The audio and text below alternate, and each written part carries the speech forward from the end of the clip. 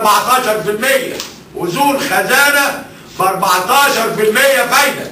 يعني لو سرح شعب مصر يبيع مخدرات مش هتزيد الفلوس دي. مش ممكن.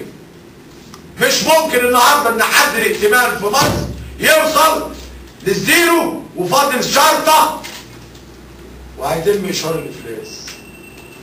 طب انا خدت منه ايه؟ انا بقول للمجلس العسكري انت تتحمل تبعه ان انت جبت هذا الرجل وحملته المسؤوليه، لان انا امام حكومه بلا راس. الحكومه المصريه بلا راس. بلا راس. وانا بتعجب ازاي المرشد العام للاخوان المسلمين يعلن تمسكه بعصام شرف؟ ازاي؟ في الوقت اللي ماشيين عمالين يقولوا الفلول الفلول الفلول. فلول ايه يا فضيله المرشد؟ فلول ايه يا فضيله المرشد وانت بتتمسك بعصام شرف؟ ده انا بقول لفضيله المرشد مصر بتضيع بسببكم يا بديع. مصر بتضيع بسببكم. مصر بتضيع يا بديع وانتوا السبب. ليه؟ وتصريحات ناريه طالعه لنا. واحد يتكلم بلغه الدم ما سمعناهاش في الحزب الوطني قبل كده. واحد يقول لك هنقدم شهداء ما سمعناهاش قبل كده. ما حصلتش في الحزب الوطني. كان ممكن يحصل تلاعب، كان ممكن كل حاجه، لكن الا لغه الدم ما حصلتش. ما حصلتش قبل كده. واحد تاني طالع لي يقول لي الاخوان المسلمين لو رشحوا كلب ميت الناس هتنتخبه. يا سلام، ايه اللغه دي؟ كلب ميت؟ حمار ميت؟ ايه اللغه اللي بتتكلموا بيها دي؟ ايه اللغه الجديده دي؟ ما كانتش اللغه دي موجوده قبل كده في مصر. في ايه؟ ايه اللي مقويكوا؟ ايه اللي مقويكوا علينا غير المجلس ان عسكري جاب عصام شرف ومصر عليه؟ وانا قلت لسياده المشير صراحة، قلت له الناس بتتهم سيادتك صراحة والمجلس العسكري ان انتوا واخدين جانب الاسلاميين في مصر. قال لي احنا مالناش دعوة. على طول كده. لا لينا دعوة لا بالمسلمين ولا بالمسيحيين، احنا لينا شعب مصر. احنا امانة وبنسلم الامانة ونمشي. قلت له الامانة ما تتسلمش كده. والحوار ده دار بيني وبينه بس، ما كانش معانا حد تاني الا ربنا سبحانه وتعالى. بلغت اعتراضات الناس لدرجه ان انا قلت له سيادتك باحث عن التاريخ، احنا عارفين ان انت لا باحث. قول كده واتحدى ان في مجلس الشعب نائب قال ربع اللي انا قلته، نائب عارض زي انا ما عرضت، نائب قال الحق زي ما انا قلت. اتحدى وانا معايا الاسطوانات اهي وفرقنا عليكم الاسطوانات. هتقولي نائب عمل كده؟ النهارده بنتكلم وبنقول اصل عملوا ثوره. هم مين؟ ده الشباب اللي عمل الثوره. شباب مصر وبنات مصر، بنات وصبيان هم اللي عملوا الثوره، والابهات اللي نزلوا والامهات اللي نزلوا هم دول اللي عملوا الثوره. والقوات المسلحه، لان القوات المسلحه احنا عارفين ان كان جواها ثوره.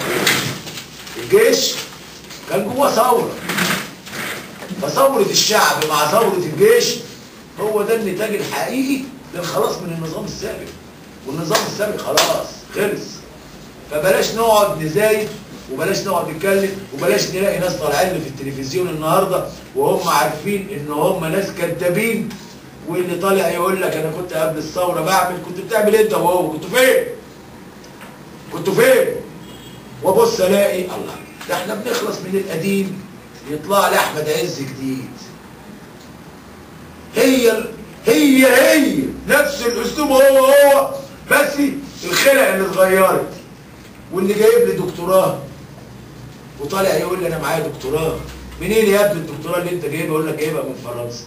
تعرف كلمه فرنساوي؟ ما يعرفش كلمه فرنساوي. وما خدت الدكتوراه ازاي من فرنسا؟ شريحه زيك زي غيرك وجايين تضحكوا علينا وتعملوا لنا مناضلين. والناس عندنا ناس غلابه، الناس يعني شعب طيب. فاللي انا عاوز اقوله انه على شعب مصر،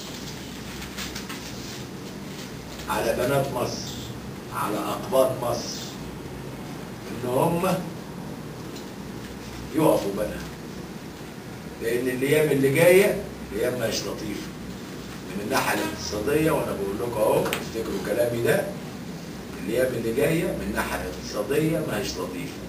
الدول العربيه عازفه عن الوقوف مع مصر. مفيش النهارده اي دوله عربيه عاوزه تساعدك بتدي حد ائتمان لرجال الاعمال العرب عشان يوردوا بضايع لمصر، وده سلاح ذو حدين. لان اي بضاعه جايه من بره هيجيبها اي رجل اعمال، هم هيدوا له فلوس نقدا وهو هيحصلها من مصر بعد 6 اشهر، لكن في نفس الوقت هتضرب الصناعه المصريه. الصناعه المصريه هتنضرب. وانا بقول اهو، انا بقول النهارده المفترض ان الاخوه الاقباط، واحنا طبعا بيشرفنا في حزب مصر القومي ان نائب رئيس الحزب وقيادات كثيره في الحزب في المحافظات اقباط، وعلى راسهم طبعا الدكتور رفائيل بولس، راجل محترم وراجل قابض على دينه، مش عيب. وسيدنا النبي عليه الصلاه والسلام قال لك القابض على دينه كالقابض على جمره من النار. فانا كون مسيحي قابض على ديني ولا مسلم قابض على ديني، ده مش غلط، ده اللي مطلوب، ده اللي احنا عاوزينه.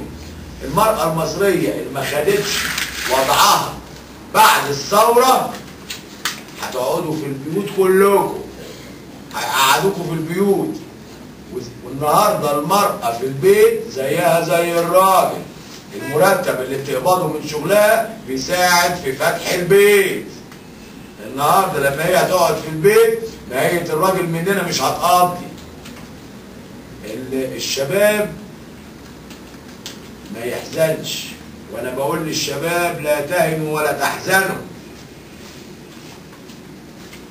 وبقول لشعب مصر كله، بقول له مش معقوله يعني بعد الثوره الجميله دي والكفاح والصبر اللي احنا عشنا ده كله نتسد. عموما انا يعني طبعا انا بشكركم، وعاوز اقول لكم النصيحه اللي قالها لي الدكتور بيكشف عليا وقال لي انا عاوزك تاخد كل حاجه ما يهمكش ما عدا القوط. ان شاء الله. يعني كلامي بقول بسم الله الرحمن الرحيم، وقل اعملوا فسيرى الله عملكم ورسوله والمؤمنون. صدق الله العظيم. هسيب الكلمه للدكتور مغاوري شحاته، امين عام الحزب، الراجل العالم، رئيس جامعه المنوفيه، امين عام الحزب الوطني السابق في المنوفيه، وعلم من اعلام السياسه المصريه، وراجل محترم محدش يقدر يقول في حقه كلمه واحده محدش يقدر يقول. الحمد لله احنا لا فلول ولا ام الخلول ولا فلوس ولا خدنا حاجه من النظام السابق، واللي يعرف حاجه عننا يجي يقولها ويجي يتكلم فيها. وشكرا جزيلا.